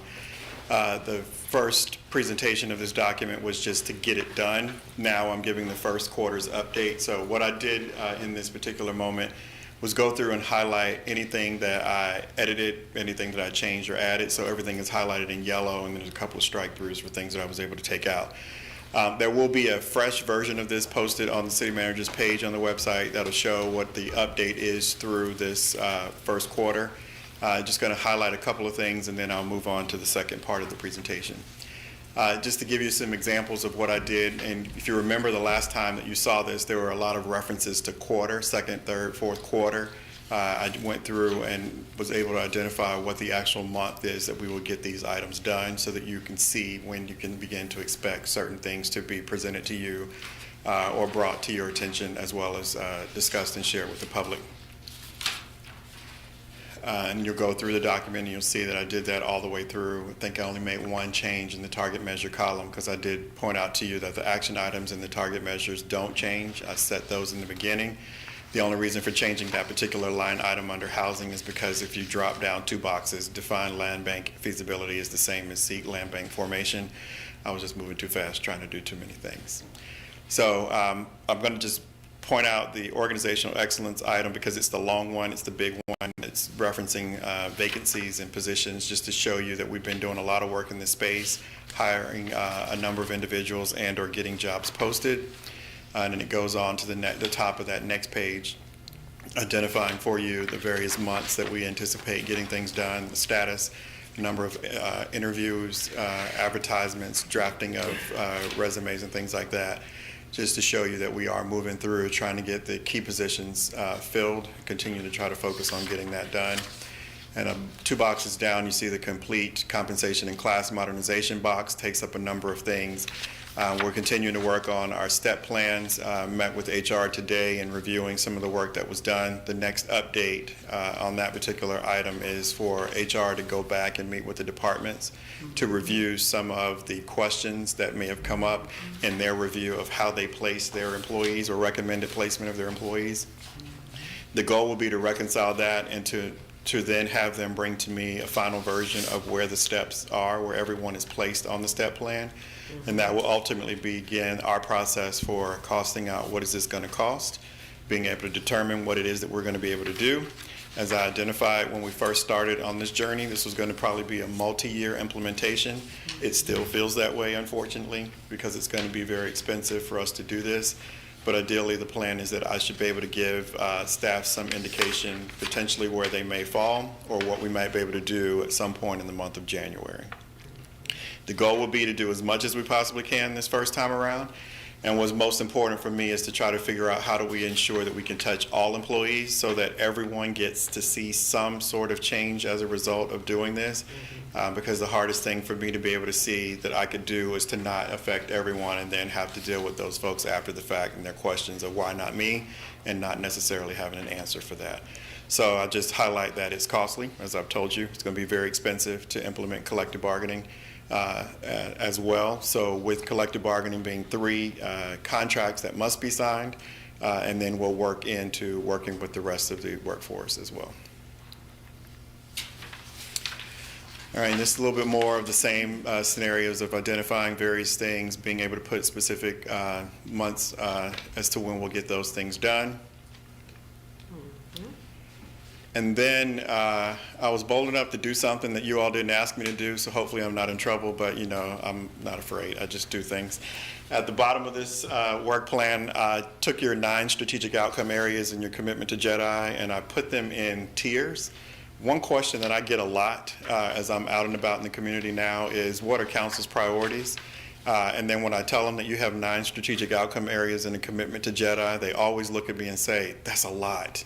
And I said, thank you. I just want somebody to tell me that I'm right. That is a lot. But what I wanted to do was to just try to focus a little bit on tiering them in a way that it begins to make sense to people when they see that, yeah, it's a lot, and we're doing all these things all at one time. But when you look at how the funds are being allocated and the priorities that are being very much focused on and how many people within the organization are focusing on them, it gives you a chance for you to see how they fall into tiers. It is not in any way an indication that something is less important, because council's made that clear. All of these things are important. But what it does is it just helps us in our internal conversations is to begin to deal with them in tiers. Some of them are interrelated, and we kind of deal with them that way. So that's what you'll start to see, especially as I move into this next presentation. So David, if you could pull up the other PowerPoint. What I've done here is just to quickly walk through a variation of what is the impact of you picking Samuel Sanders to be your city manager. This is where change begins. So I am beginning to outline how I am internalizing the responsibility that I have in this seat. So your strategic outcome areas are really about your priorities, and as I indicated, we need to really think about them as priorities, and we need to prioritize the priorities because it gives us, the staff, the direction that we need. Those two words there, service and impact, are very important to me. This entire team have heard me say that often. They will continue to hear me say it. That is really, I guess, what my marching orders are for everyone. We're here to serve people and to make an impact. And that is what I will continually say and continue to remind them that that's what it's all about for me. So that's what is important for us to be able to see that that's the work that we're doing. And many city governments don't necessarily focus on the impact aspect of it. They just check boxes of service. So again, there's your 9 plus 1, so you're 10. It's a lot. Always sticking it to you to remind you how much it is. Then prioritizing those strategies, just again pointing out that there are tiers to that work. All of them are important, and as you saw in the work plan, all 10 of them are identified because I did not want to leave anything out. And our team is beginning to join me in recognizing that they too want to find themselves in these priorities. So one of the things that came up in our conversation initially is when they saw the 9 plus 1, they questioned, well, what about us? We're not actually in any of those categories. So one of the steps that I took was to really speak to the idea that organizational excellence has segments. So there are 3 segments: the people segment, infrastructure segment, and the human needs segment. So that gives all departments and offices that were not clearly within the 10 a chance for them to see, where do I plug into this? Because again, I don't want anyone to be left out believing that this doesn't apply to me. I don't have to prioritize anything. Everyone has to prioritize. Everyone has to lift. Everyone has to push forward. So this gives us a chance for us to have those conversations internally, and then we'll begin to talk about that, and I'll begin to display that going forward. So there'll be a people segment, infrastructure segment, and a human needs segment. Then we'll start to add some additional details as I give you updates on the work plan. I'm not going to change the work plan document. I'm just going to add these particular segments for updates on information that I'll provide. Community safety and support as an operational framework. Operational frameworks are what I'm beginning to talk more and more about. As you saw, the team members that presented today, Todd, that was really good. He really picked up my version of the work plan. I did not give everybody that instruction. I just told them I wanted them to show me how you're planning your year. Here's an example by showing them mine, and I'm beginning to see that because I've asked everyone to give me their work plan or version of a document that shows how they plan for the year, just so that we can look at it and talk about it. It's not to really direct anything except to ask questions and then make sure that they are thinking about things ahead of time. But from an operational framework perspective on community safety and support, public safety, partnerships, and housing, those things are really going together a lot as our conversations on homelessness and working to intervene with the unhoused, to intervene with gun violence and other aspects of the community. So we're beginning to talk in those operational framework perspectives, and I'm going to break that down a little bit more for you too.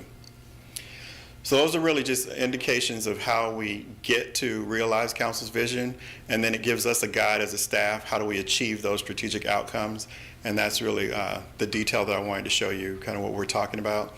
When we talk about community safety and support, it's an internal and an external focus, where it's a coordination that's required. We're trying to enhance experiences, improve efforts, and realize outcomes. And the 3 collaborative areas that we're working on right now, and this is not it won't be an exhaustive list ever, but this is just what we're spending time on right now. This is the work that's being done, is in these 3 categories of mental health intervention and prevention, violence interruption and prevention, and homelessness intervention and housing and security. So under mental health intervention and prevention, we actually have staff working on alternative response and a co-responder model. There'll be an update coming to you because we plan to launch this particular initiative hopefully next month. Opioid abatement, because there are state funds coming in regards to various settlements against pharmaceutical companies. So there'll be a steady stream of cash that'll come to the city. It's not a lot of money, but we want to plan how we use that money and make a difference with those that are in that particular category of having had a substance use or and need support. And then Marcus Alert implementation, we have a deadline looming. It's coming. We're going to have to figure out how to implement, and the goal would be to do some work along the way that gets us there so that by the time the deadline arrives, we are fully implemented and not actually rushing at the last minute. Violence interruption and prevention, we've had many conversations about that. As you all remember, you gave a $200,000 grant to the city manager back in the time we were approving the budget. I have spent those funds, so I'm going to share with you how I spent those funds. And then we're talking about violence reduction planning, because it's important for us to think about how do we prevent things from happening. And then we also have another program that'll be coming, and I know Whitmore and Stacy will be interested in that, pre-arrest diversion program targeting youth. The goal would be to try to avoid incarceration to the best of our ability by offering alternatives that would intervene in those situations. And then under homeless intervention and housing and security, capacity assessment is what we're doing right now. We're looking at what the various needs are. We'll be coming up with some project to determine what the feasibility is. I would imagine that would be in the next few months. And then systems change and impact would be the long-term strategy. That's the longer-term work that must be done in order for us to figure out how to make a real difference in the number of individuals that find themselves having difficulty with housing. So that $200,000 fund that you all awarded to the city manager, Mr. Rogers didn't spend it. He gave the group some work to do. They came back with recommendations, and then he left before approving anybody getting any money. So I got the pleasure of making these grant checks available. We gave $30,000 to the village to bring back the Black Knights Jefferson District Youth Football League. I was able to go out to a couple of games and see them play. The mayor was there with me along with Chief Thomas. It was an opportunity to see young people doing positive things, so that was one of those great opportunities for us to do that. We gave $95,000 to the Uhuru Foundation for the Healthy, Wealthy, and Wise program, also a youth intervention program.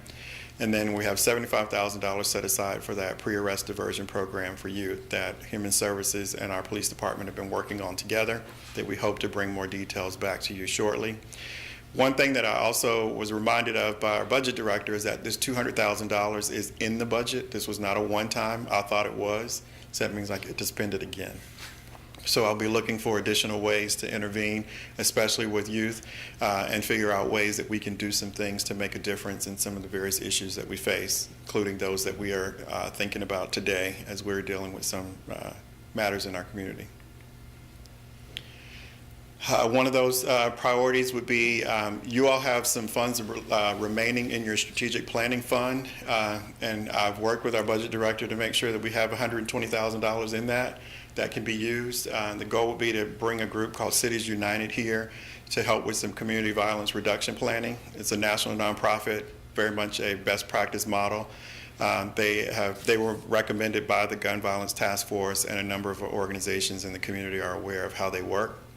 So the goal would be to try to engage them to come and help us figure out some things that we may do for the long term. It wouldn't be short-term items. This would be about coordinating, bringing the various groups together, getting them to cooperate, and then look at additional things that we might do down the road, and ultimately be able to find ways to use that $200,000 grant and any other funds that I may need to ask you for.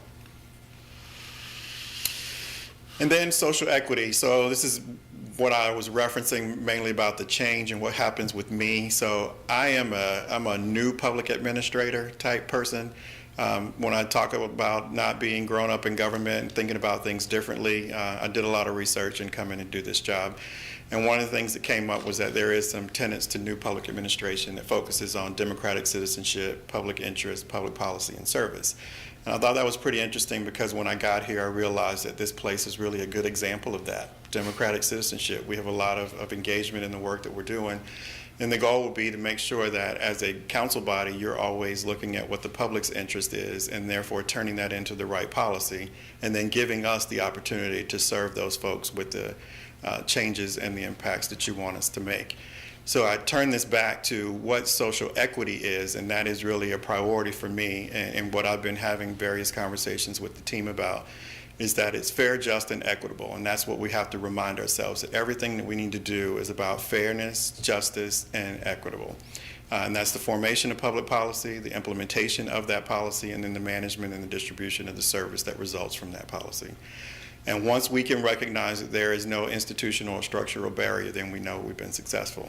We have a lot of work to do. A lot of communities around this country are struggling and have not been able to figure out how to do that. I'll tell you the reason I came here is because this place says that they want to do that.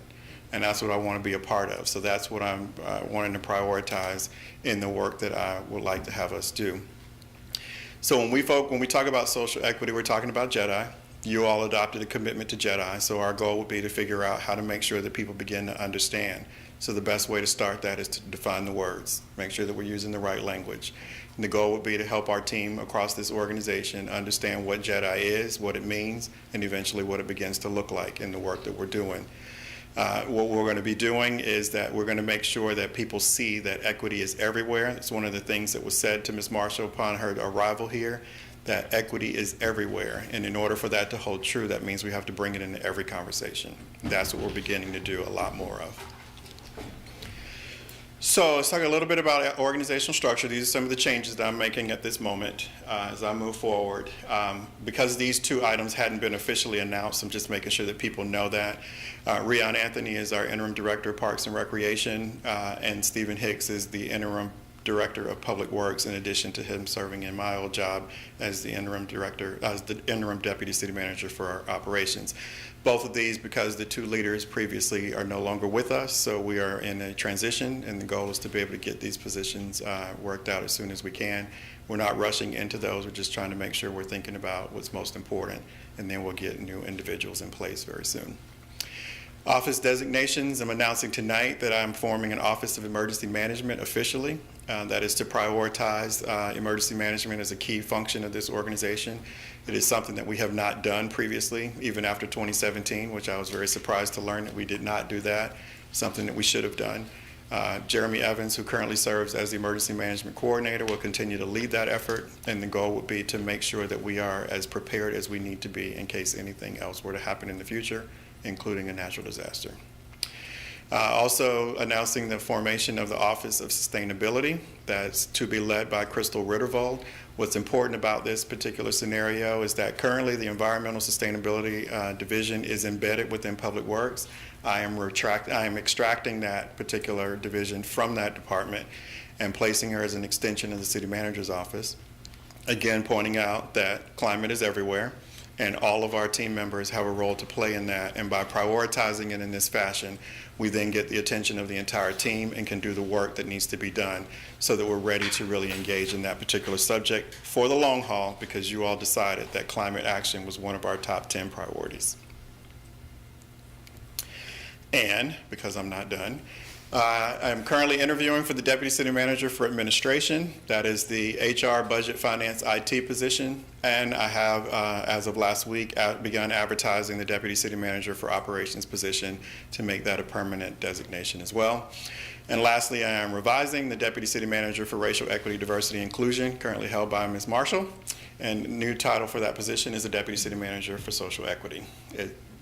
A priority that I have here is to make this portfolio a portfolio focused on human needs and justice. The Office of Sustainability will be within this portfolio, and that is also where now the Office of Social Equity instead of the Office of Equity and Inclusion will be.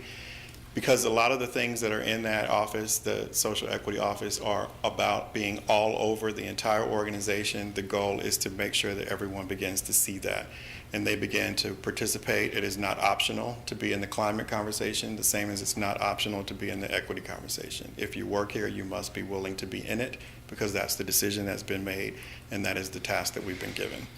So with that, I'm going to end there and say to you, I also wanted to show you this is what the portfolios will look like with the advent of the third deputy joining the team. It's a lot, but that's what we're here to do, is to get a lot done. The Deputy City Manager for Administration, as I mentioned, HR, Finance, Budget, and IT, and then Deputy City Manager for Operations, NDS, Public Works, Transit, and Utilities. You'll see that Parks and Rec is a part of what's there for Ms. Marshall as well, along with Human Rights and PCOB. Thank you, sir. Questions? Any questions? Fantastic. I love it. Thank you. Yes. Keep it up. Getting any sleep these days? It's getting better. Slowly but surely. Practice self-care. I am. Today's my last day this week. All right. Nice. Okay. All right, thank you. Thank you. All right, now we are going to adjourn, or recess, I should say, and we will be back at 6:30, and we will take up our regular agenda at 6:30.